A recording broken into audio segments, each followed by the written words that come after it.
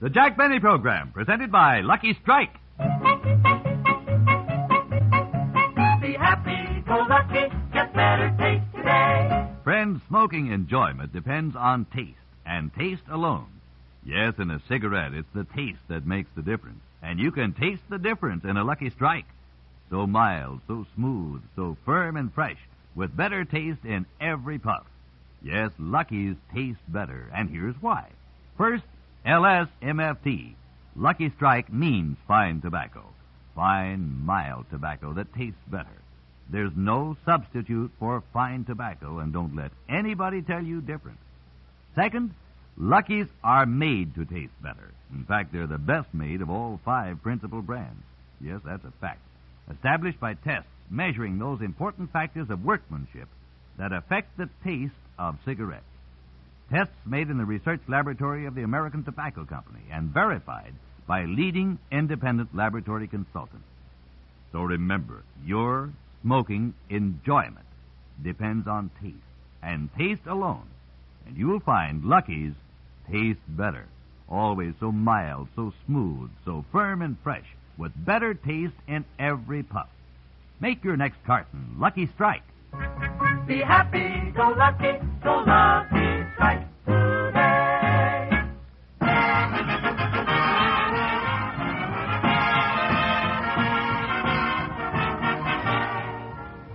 The Lucky Strike Program, starring Jack Benny, with Mary Livingston, Phil Harris, Rochester, Dennis Day, and yours truly, Mrs. Don Wilson.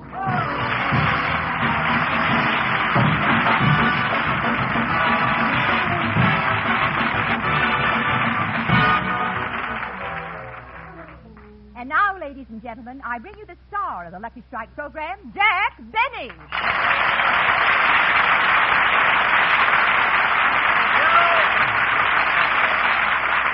Thank you. Hello again. This is Jack Benny talking, and Mrs. Wilson, I must say you read that introduction beautifully. Thank you. Now, if Don were introducing me, he would have tried... Hey, Jackson, what's going on? Why isn't Wilson here? Because last Sunday on my television show, he made one little mistake. Just one little mistake, and he had a nervous breakdown. No. Yes, at the close of my television show, Don was supposed to say, be happy-go-lucky. But somehow he got mixed up and said, be lucky-go-happy. It was nothing. Well, you say it's nothing because you don't understand the complexities of emotional reaction. Complexities of emotional reaction? And I know what I'm talking about. I once made a mistake. And for months I couldn't look people in the eye. I was shunned, a social outcast. My friends wouldn't talk to me. Phil, for heaven's sake, what did you do? I put a cherry in a martini.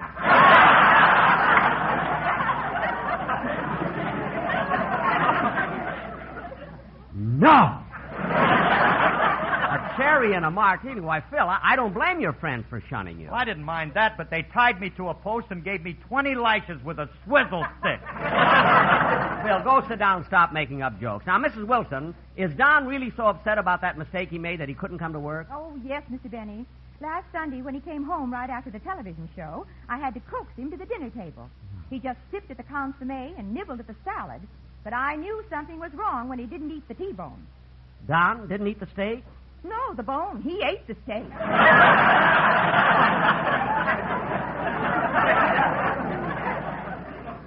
Wait a minute, Mrs. Wilson. You mean to say when Don eats a steak, he eats the bones too? That's why we had to get rid of our dog. Such fight. Oh, I can imagine. But, Mrs. Wilson, if Don is as broken up as you say he is, I better call and reassure him that his little mistake was nothing. After all, anybody could have said, be lucky, go happy, instead of be happy, go lucky. Such a serious thing. Hello, Don Wilson's residence. Jack Benny calling. Is this the butler? No, this is the doctor. Doctor? Oh, my goodness. How long have you been there? Oh, I've been taking care of Mr. Wilson for the past week. Past week? He also has a nurse. A nurse, too? Oh, my goodness. He must be a nervous wreck. Well, tell me, Doctor, when do you think Mr. Wilson will be ready to go back to work? Well, when is your next television show? 5 weeks from now, March 9th. Oh, good. By then, I'm sure he will have calmed down enough to shave. Shave? Yes, in his present condition, I wouldn't dare let him have anything sharp. But this is ridiculous. Just because he made a little mistake and said, be lucky, go happy?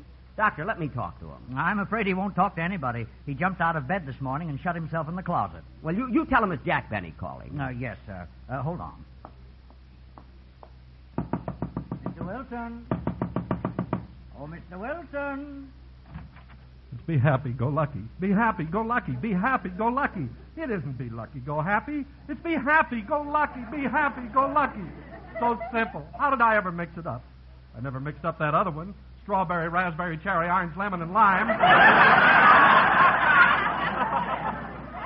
Why couldn't I have said, be happy, go lucky. Be happy, go lucky. Mr. Wilson. Be happy, go lucky. Mr. Benny. Yes, Doctor. What did Mr. Wilson say? Be happy, go lucky. Well, at least he's getting it right. Goodbye, Doctor. Goodbye. Did you talk to Don, Mr. Benny? No, Mr. Wilson. He shut himself up in the closet, and the doctor can't get him out. Oh, dear, I hope he isn't stuck again. Again? Yes. The last time he made a mistake, he forced himself into a closet, and we had to break down the wall to get him out. The last time he made a mistake? Yes, don't you remember? 2 years ago on one of your programs, he was supposed to say, I saw it in Drew Pearson's column. But instead of saying Drew Pearson, he said Dreer Poosson. Oh, yes. Well, don't worry about it, Mrs. Wilson. I'm sure Don will be all right pretty soon. Now, kids, let's get on with the show. Oh, hello, Mr. Benny. Well, Dennis, it's about time you got here. I hope you have a good excuse for being late. Oh, I have. You see, I was walking down the street, and I passed a gas station, and there was a car standing there getting gas. And you had to stop and watch the car getting gasoline? Oh, it wasn't that. There was a dog in the back seat of the car that attracted my attention, a white French poodle. Oh, well, that is a rare species. Yeah, the man told me the dog was worth over $2,000. Gee. And while I was standing there, the attendant happened to accidentally spill some gasoline on the ground. And before the man could stop him, the dog jumped out of the car and lapped up all the gasoline. Gosh. And then he made a crazy dash down the street, and when he got about 2 blocks away, he suddenly stopped and flopped right over on his side. Dead? No, he ran out of gas.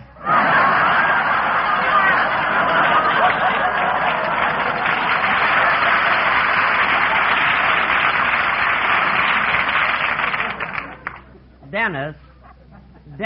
Hey, Phil, look how red he's getting. Yeah. You told me that story would burn him up.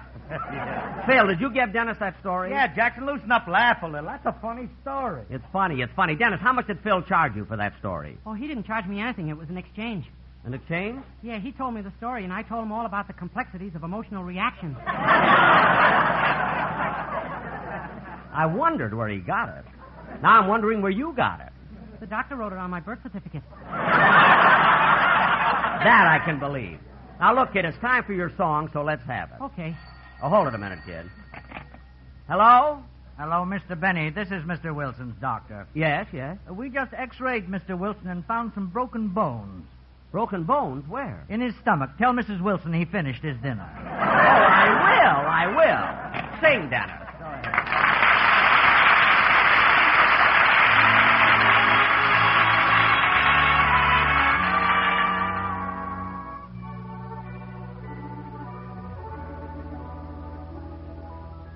I went strolling down by the river, feeling very sad inside, when all at once I saw in the sky the little white clouds that cried.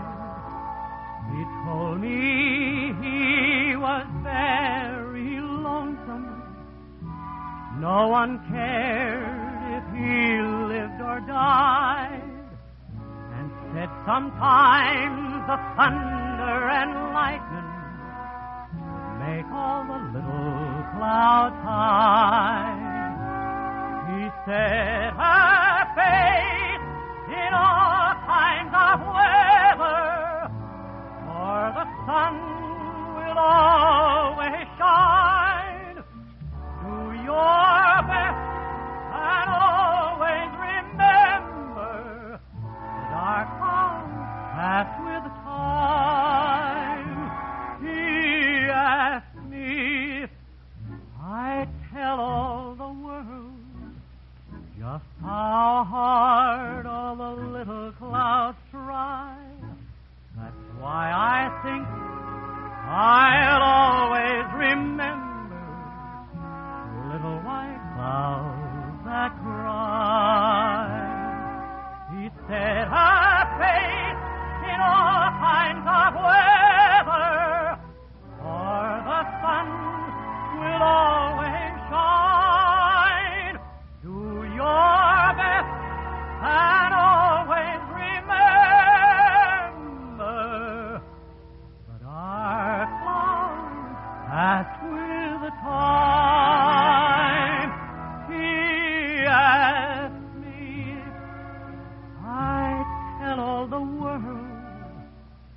just how hard all the little clouds try. That's why I think I'll always remember the little white cloud that sat right down and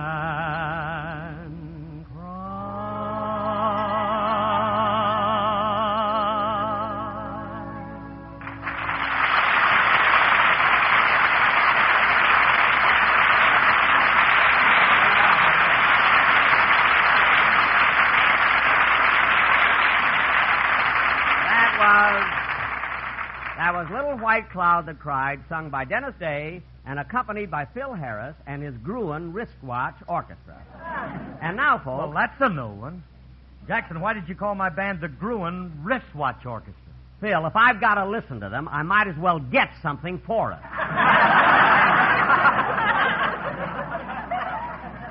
Now, wait a minute, Jackson.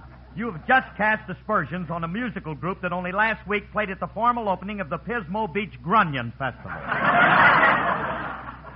Very funny, Phil, but I happen to know that last week those little fish called Grunion weren't running. That's why the committee hired my band. What? They put my boys on a barge, towed them 3 miles out. They played That's What I Like About the South, and the Grunion hit the beach like it was D-Day. Really drove the fish out of the water, huh? Well, I don't want to brag, but it was the first time they had halibut dancing in the streets of Oxnard. No, Phil, that's not bragging. If you did it, you did it.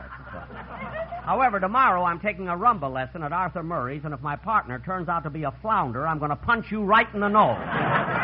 So, Phil, the next time I say anything about your boy, just let it go. Oh, Mr. Benny. Yes, Dennis? How come Mary isn't here? Huh? Oh, Mary's in Palm Springs. See, next week I have to go to New York. Mary's going with me, so I thought I'd let her take a little vacation. You never give me a vacation. Well, Dennis, when I give Mary a week off, we can fill in with more dialogue, but it's difficult to have a program without a song, so I can't do without a singer. Excuses. Huh? You gave Kenny Baker a vacation. What? He's been gone 12 years. Dennis. When's he coming back? I'm getting tired.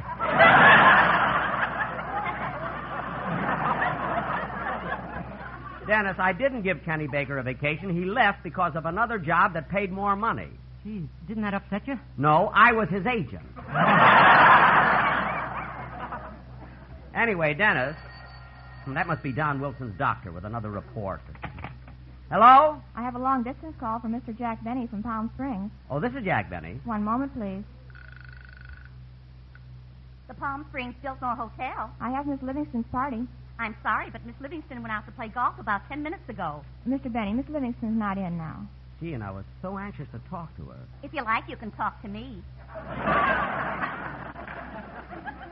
To you? Yes, I have a message for you. Oh, what is it? Will you go over to Miss Livingston's house and leave a note for the milkman? Well, certainly. What shall I say? Just say sorry I couldn't meet you last night. Miss Livingston wants me to leave that note for the milkman? No, I do. I get to town once in a while, kid. Okay, I'll do that for you. Now, when Miss Livingston comes back, I'll tell her. Miss, what frightened you? 2 mackerel just came through the lobby and they were dancing. Gee, Phil's orchestra really drove them inland, didn't it? What did you say? Nothing. Goodbye. Now, Phil, since Don didn't prepare a commercial for the Sportsman, you will have Just to... a minute, Mr. Benny. Yes, Mr. Wilson. I have a commercial for the Sportsman to do. In fact, we rehearsed it this morning, didn't we, boys? Well, Mrs. Wilson, I think it's wonderful that you... Oh, excuse me. Hello? Hello, Mr. Benny. This is Rochester.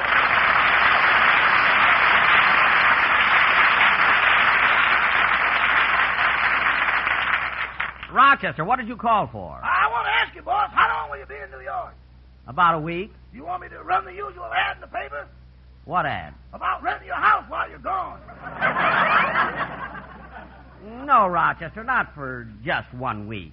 Boss, you sure are a changed man. What do you mean? You once rented your house when you went to the movies. It was a Jane Russell picture, and I didn't know when I'd get back. Now, Rochester, hang up and get back to your work. Boss, I have been working. I washed the dishes, polished the silver, vacuumed the rugs, waxed the floors,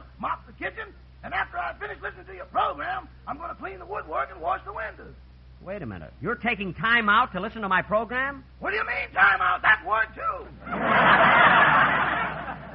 Oh, well, Rochester, I'll be home right after the show. Goodbye. Goodbye. Oh, say, boss. Now what? Mr. Wolfie Gilbert is here to see you.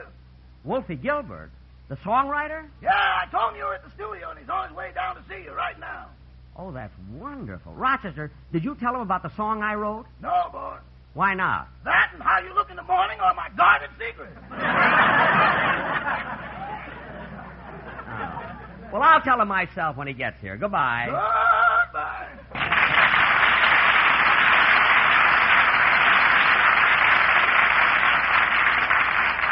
Hey, kids, Wolfie Gilbert, the songwriter's coming over to see me. What a songwriter. You know, he wrote Waiting for the Robert E. Lee, Down Yonder, The Peanut Vendor, Lilac Time, and, a great bunch of songs. Gee, I'll be glad to see him. Now, Mrs. Wilson, before he gets here, we better do the commercial. What's the thing you've prepared with the boys? Well, Mr. Benny, since Don is so upset over the mistake he made on your television show, I thought it would be nice if the boys sang something to cheer him up a little. Well, good. Don will probably be listening to it. Take it, boys. Be lucky and go happy, that is what Don Wilson said. Now 40 million people know why he is sick and dead. But don't you worry, Don, old boy, you'll still collect your pay. If in the future you make sure that this is what you say. Be happy, go lucky, be happy, get better, taste, be happy, go lucky, strike today. Get out of bed and take a walk, the air will do you good.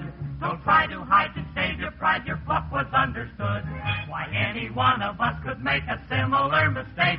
But don't feel bad, just watch it, Dad, be right for goodness sake. Be happy, go happy, get better, take, be happy, go lucky, strike today. Be happy and go lucky is a slogan you know well. So say it right on Sunday night or I will get Bonzel. Be happy, go happy, get better, take, be happy, go lucky, strike today.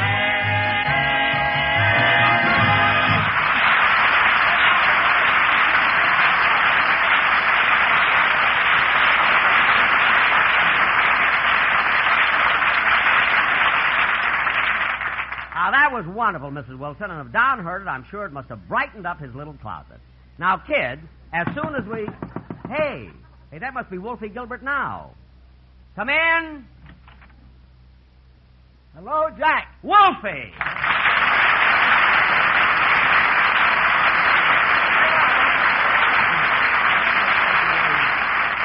Wolfie, it certainly is a pleasure to see you. Well, I stopped over at your house, and Rochester sent me to the studio. Yes, I know. And, Jack, I wish you'd tell Mary I'm sorry that I only had a dime. What are you talking about? Mary's in Palm Springs. She is? Yes. Well, who's that girl who checked my hat?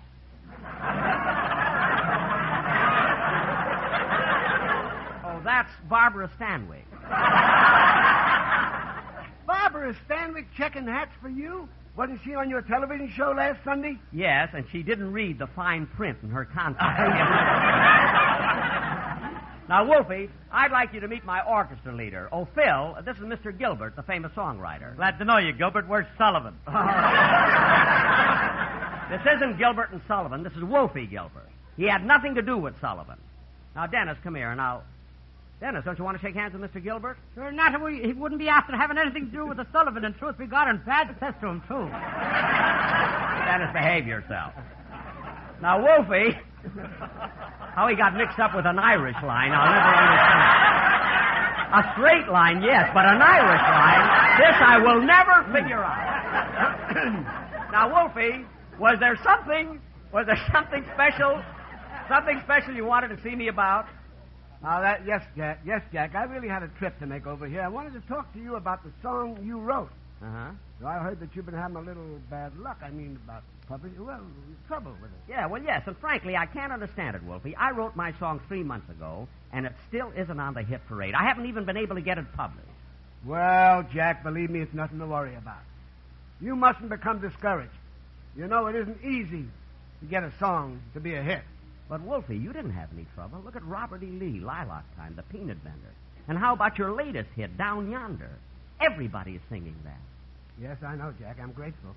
But that's what I wanted to tell you. It's true, Down Yonder is a hit today.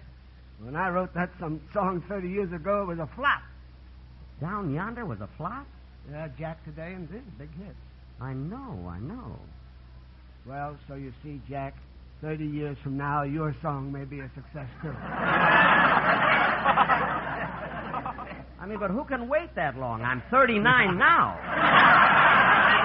In 30 years, I'll be 45. By the way, how old are you? 65. And they call you Wolfie? Quiet, Phil. By the way, why do they call you Wolfie? Well, I didn't spend all my time waiting for the Robert E. Lee.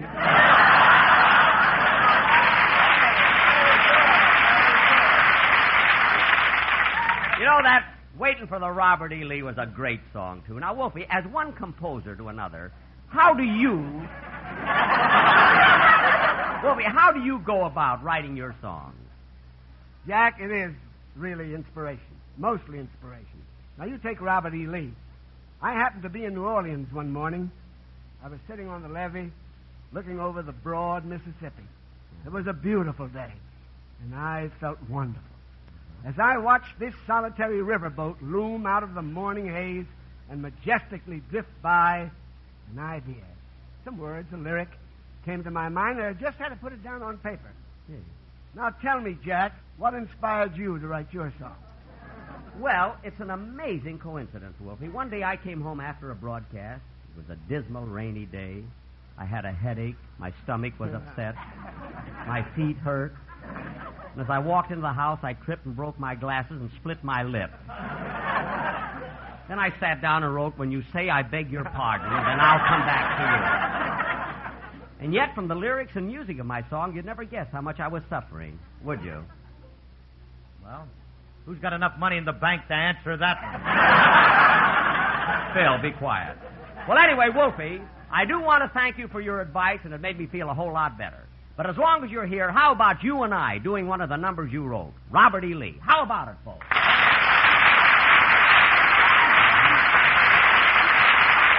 Now, Wolfie, I'll get my violin, and you start the verse, and we'll each take a part of it, the quartet, too. Wait till I get my violin. Okay, boys, let's have it. Way down on the levee in old Alabama, their daddy and mammy, little Ephraim and Sammy, on a moonlight night you can find them all. While they're waiting, the banjos are syncopating. What's that they're saying? What's that they're saying? While they keep playing, I'm humming and swaying. It's a good ship, Robert E. Lee, that's come to carry the cotton away. Watch them shuffling along.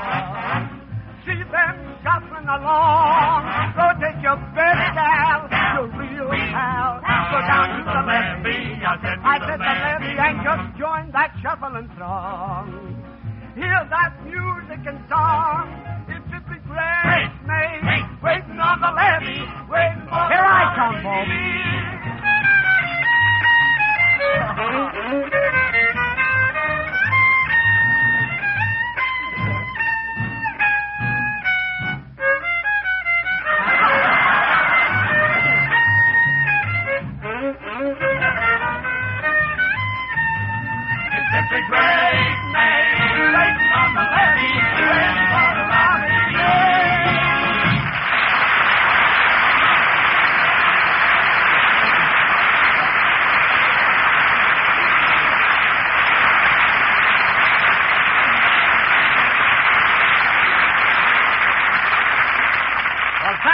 Thank you, Wolfie. Thank you very much. You're an inspiration to young songwriters.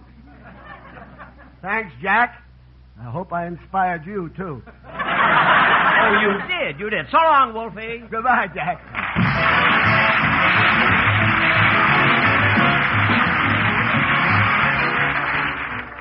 Ladies and gentlemen, your armed forces are short of 300,000 pints of blood a month, a shortage that may cost us thousands of American lives. We know you are going to give blood. We ask that you give it now. Call your Red Cross today. This is an urgent request. Remember, a gift of blood is a gift from the heart. Thank you. Mr. Benny will be back in just a moment. But first...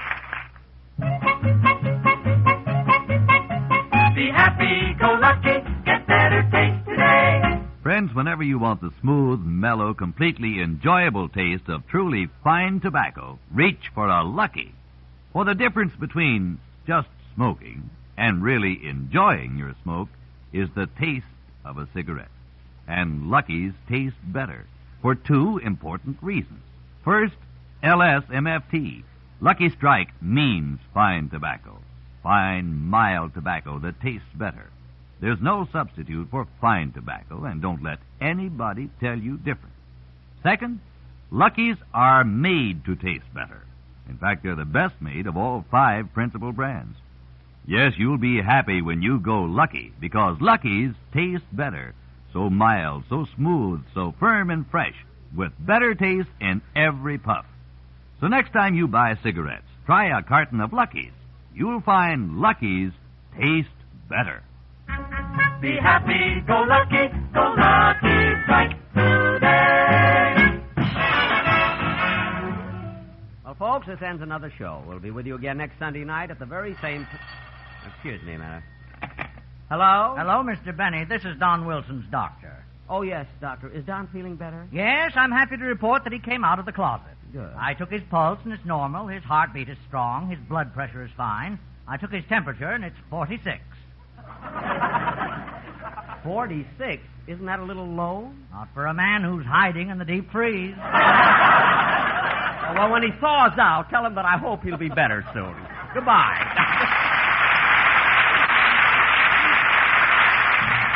The Jack Benny program is brought to you by Lucky Strike, product of the American Tobacco Company, America's leading manufacturer of cigarettes.